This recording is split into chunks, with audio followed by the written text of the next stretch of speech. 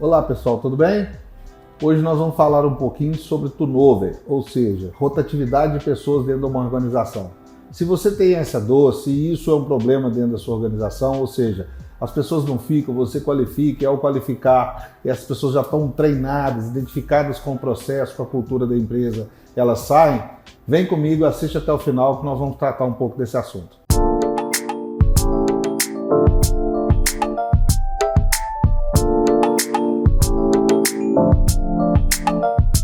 Bom, esse assunto de rotatividade de pessoas, né, mais conhecido aí no mercado como turnover, ele é um assunto que dói na maioria das organizações, sejam elas pequenas, médias ou grandes, porque qualificar pessoas profissionais para a empresa, você tem um investimento muito grande entre tempo, dedicação dos outros profissionais naquelas qualificações, você tem uma aderência, né, na cultura, processos, pessoas, das pessoas que estão integradas ali naquela empresa, dentro do quadro de funcionários delas, e você tem a questão dela já estar alinhada com os projetos da empresa, com aquilo que a empresa está se propondo diante do mercado. E quando você tem perdas constantes de time, de equipe, né, porque às vezes sai um quadro inteiro de funcionários, quando você não consegue mais entender por que as pessoas não estão ali se encontrando dentro do seu negócio, querendo fazer a jornada dentro da empresa, isso precisa ser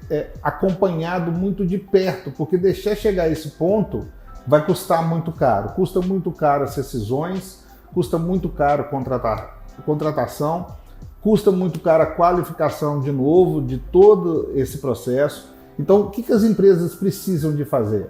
Eu acho que, primeiramente, na entrada de cada funcionário, né, naquela abordagem que a gente chama de imersão, é muito importante ficar claro as crenças e os valores da empresa. Né? Aqui na CIS eu chamo um a um, explico claramente o que eu acredito, a forma de eu atuar, meu DNA, e explico, isso para a CIS é fundamental, nós estamos aqui embasados nisso. Né? A gente tem também um termo de código de conduta, de ética, né? Que é um contrato que a gente assina com todo mundo, para que as pessoas possam entender o nosso código de conduta, como se postar, como ter acesso ao cliente. A gente tem um contrato de LGPD, né, que é um contrato de sigilo que a gente faz diante das informações que a gente atua dentro dos vários clientes que nós temos, dentro do mercado. Por quê? Toda essa imersão vai ficando claro para os profissionais aquilo que a empresa espera deles, o formato e como isso deve acontecer. Porque às vezes as pessoas são julgadas dentro da empresa desde o começo e isso não é tão bem abordado, né? É um trabalho que o RH precisa fazer muito perto. Se você é uma pequena microempresa, uma empresa de médio porte que ainda não tem um quadro de RH, geralmente as pessoas que vão assumir isso são aqueles gestores ali do processo, gestores da operação dentro de cada setor ali da empresa que vão tratar isso diretamente. Outro ponto importante é, periodicamente, buscar entender, né, aí vai depender do porte aí da empresa, buscar entender o que mapear, né?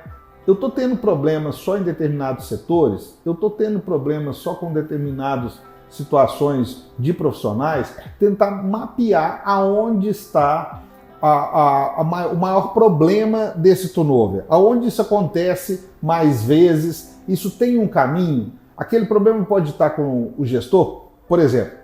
Muitas vezes dentro das empresas, através de confiança, né? Porque como a gente trabalha com compliance, a nossa frase é: confere primeiro, confia depois. Né? Então as empresas precisam ter um quadro de compliance. E isso muitas vezes alguns gestores acabam por inibir os seus liderados. Acabam às vezes até mesmo por assédio moral ou sexual. E o que a gente faz para coibir isso? Ter acesso àquelas pessoas que também estão na operação. Deixar elas falar, entender o processo, entender a qualificação delas, porque muitas vezes alguns gestores eles estão menos qualificados do que os próprios liderados, mas por uma questão de relacionamento com a alta gestão, ou com a diretoria, ou com o founder, ou com o dono, eles acabam estando ali por um processo de confiança, mas não estão qualificados para liderar. E os liderados, tecnicamente, são melhores. Então, assim, precisa de entender essa linguagem, né? Empresas de compliance, empresas de governança vão atuar muito grande dentro da sua empresa para mapear esses fatos, né? se ouvir essas pessoas, entender o que elas estão sentindo, vai fazer toda a diferença para a qualificação e para que elas se sintam seguras dentro da organização. A gente tem um projeto aqui dentro da CIS que chama AGM. O que é isso, na verdade? A gente chama os setores periodicamente para que eles possam apresentar suas dores, proposições de soluções, dificuldades dos processos, visões de soluções dessas dificuldades, aos quais aqueles setores vão ter voz e vez dentro das apresentações daquilo que ele se propõe. Então, se o setor é financeiro, ele vai apresentar fluxo de caixa, DRE gerencial, tudo aquilo que compõe o financeiro e também explicar as dificuldades e soluções para que esses entregáveis, esses KPIs, esses indicadores sejam formatados. Se você está na área de produção, você vai fazer com cada setor da produção a mesma coisa. Então, periodicamente, o time, juntamente com os seus líderes, poder ter voz e vez dentro do processo da empresa. Outra coisa que traz muito engajamento dentro das empresas hoje é as empresas estarem abertas a inovações, a tecnologias, a poder qualificar o novo para toda a sua equipe. Então, assim, quando as empresas...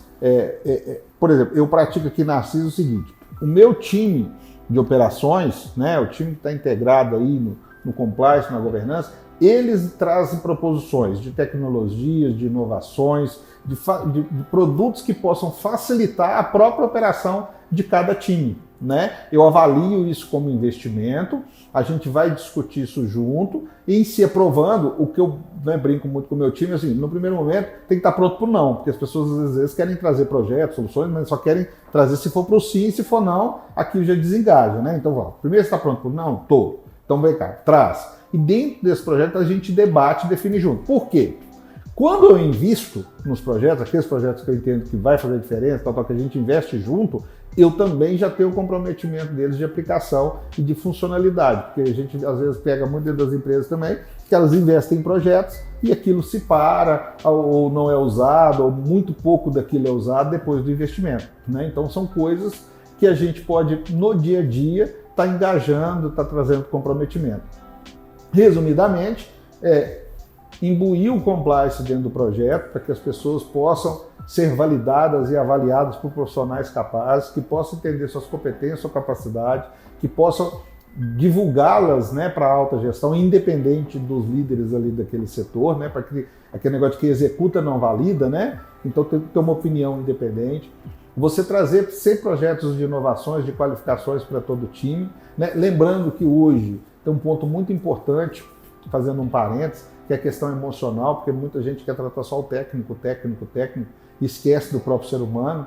Então, levar para dentro das empresas neurociência, levar para dentro das empresas engajamento com profissionais voltados para a área de psicoterapia, para que as pessoas como ser humano também sejam vistas e envolvidas dentro dos projetos. Então, acho que tudo isso faz parte para que você possa diminuir o seu turnover, para que você possa imbuir nas empresas, nas pessoas dentro das empresas, o senso de compromisso, e que essas pessoas podem entender que elas são vistas e ouvidas e têm os seus respectivos valores. E por fim, é um ponto que hoje ele acaba por ser um pouco, eu diria, até mesmo polêmico, mas é o seguinte: ao longo de um tempo e o conflito entre gerações, a gente entende, e dentro dos projetos que a gente vê de centenas de empresas que a gente atua, as empresas que têm um pulso firme na liderança, no sentido de ter um líder forte, no sentido de ter um líder que respeita as pessoas, mas que se impõe, que determina e que faça com que os projetos aconteçam, que aquilo tome um formato, geralmente se tem um respeito muito grande quanto a isso.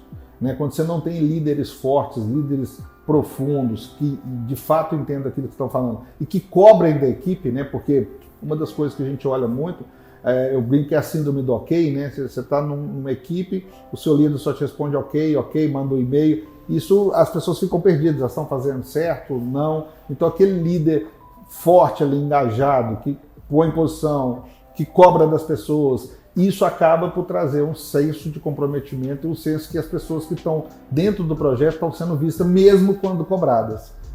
A cobrança ajuda as pessoas a perceberem que elas têm valor e que aquilo que elas estão fazendo estão sendo visto ali pelos seus líderes. Então, em resumo, nós passamos até agora várias estratégias que podem consolidar o seu time, que pode evitar turnover, que possa evitar rotatividade grande de pessoas dentro da sua empresa, né?